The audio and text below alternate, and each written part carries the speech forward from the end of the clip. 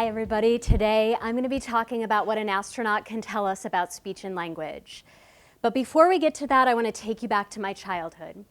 When I was 7 years old, my favorite toy was a condensed edition of the Oxford English Dictionary with a magnifying glass.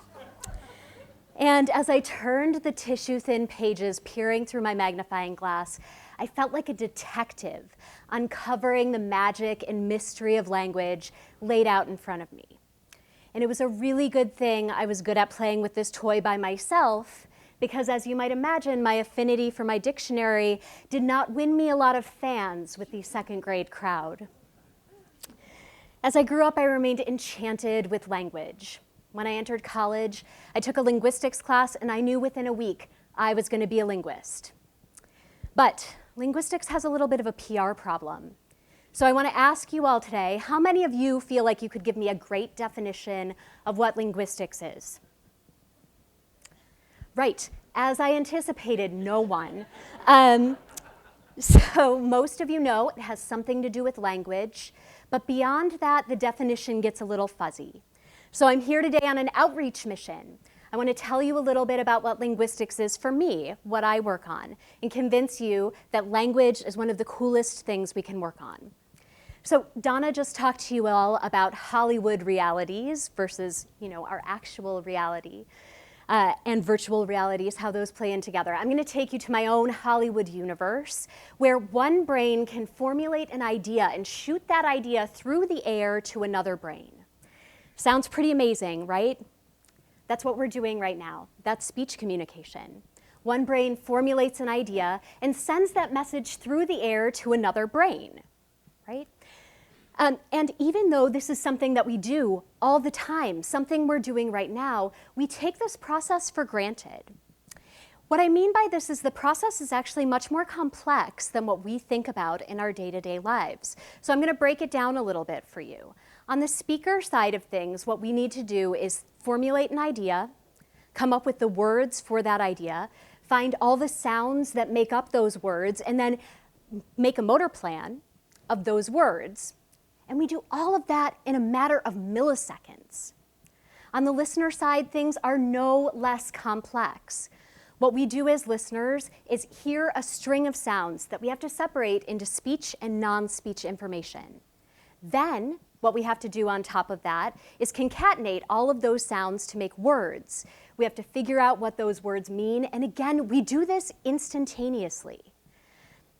And if that still sounds simple to you, I'm going to tell you about some properties of speech that make this actually much more complicated. You see, unlike written language, speech doesn't have spaces between each word. So here's an example of 6 words spoken by a UO student. If I were to ask you to think where word boundaries might be, you might guess that they're somewhere like here. So you might think that where there are pauses or dips in intensity or changes in frequency information, that's where we're seeing word boundaries. And that would be a great guess, but it would be wrong. Word boundaries are actually here. So we would guess that word boundaries exist in places that they do not. And we would guess that there are word boundaries, or that there aren't word boundaries where there actually are. So how do we do this as listeners? Right now, presumably, you're all having the feeling that you're hearing words, right? So how do we do this without a ton of effort? Well, fortunately for us, there are a lot of cues that we can use to determine where words start and end. Our best friend in speech perception is context. This lets you figure out if somebody's talking about cat or talking about hat, right? It helps you figure out if someone's talking about a cat and finishing there, or if they're talking about a catapult. And we have other cues as well. Things like pitch and rhythm information give us ideas as to where words start and end. But problems in speech communication come up when those cues are missing or are being used for something else. So for example, in music, pitch and rhythm are used to convey musical information, not linguistic information. And this is one of the reasons why misheard song lyrics, or mondegreens, are some of the most famous examples of linguistic misunderstanding.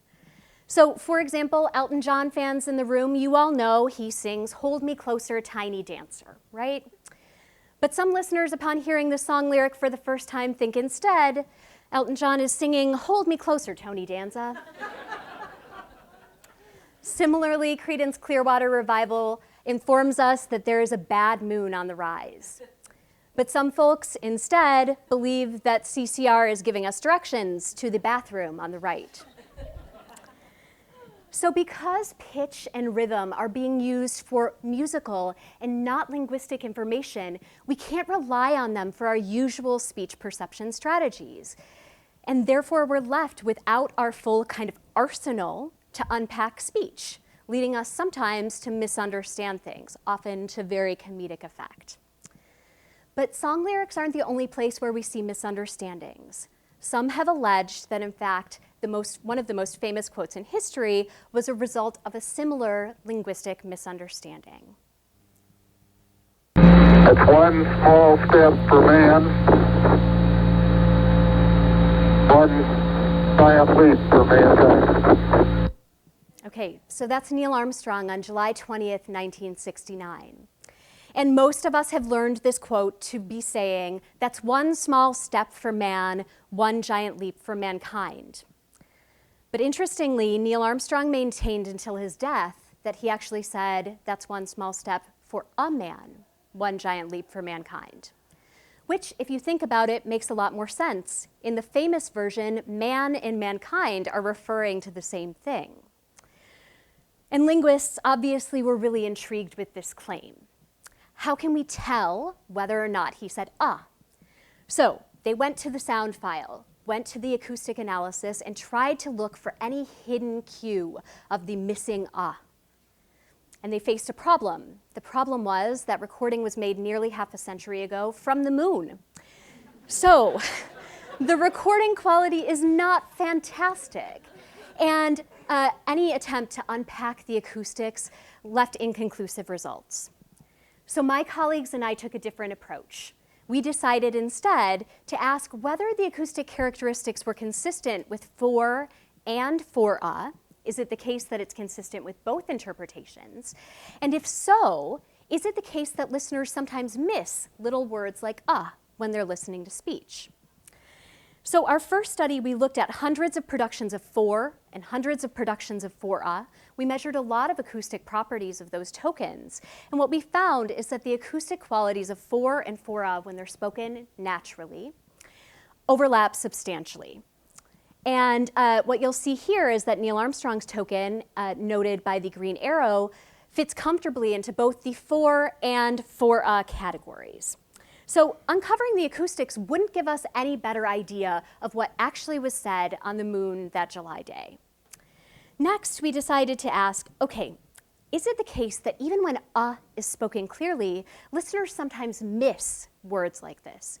And the answer is, yeah, of course they do, right? Sometimes listeners miss these little tiny words, and they're more likely to miss them when the speaking rate is relatively slow.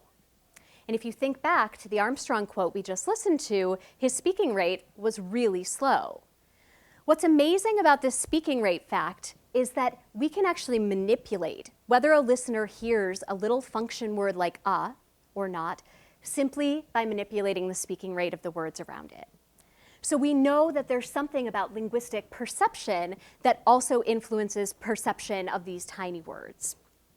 And so what we decided was that it might be the case that this poor recording quality, plus the slow speaking rate, plus the factors that influence linguistic perception in general, might have created the perfect storm of conditions for listeners to misperceive the intended meaning of this quote.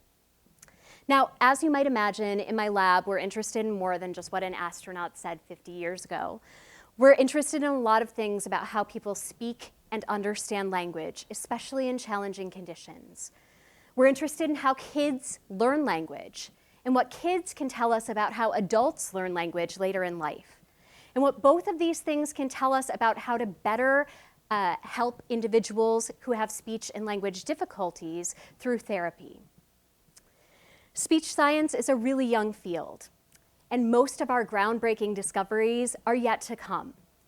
U of O speech scientists are at the forefront of these discoveries, and it's a really exciting time to be in this field. Figuring out why a listener hears Tony Danza instead of Tiny Dancer, or why you miss an in this historic quote, tells us more about the cognitive and neural mechanisms that underlie speech. I'm still just as enthralled with language as I was as a 7-year-old with my dictionary, except now I have friends. I have a group of colleagues and students who agree with me that the magic and mystery of language is fascinating. We're at a really exciting point in my field and in my lab, and we're on the forefront of a lot of exciting discoveries, and I can't wait to share with you what we find. Thank you.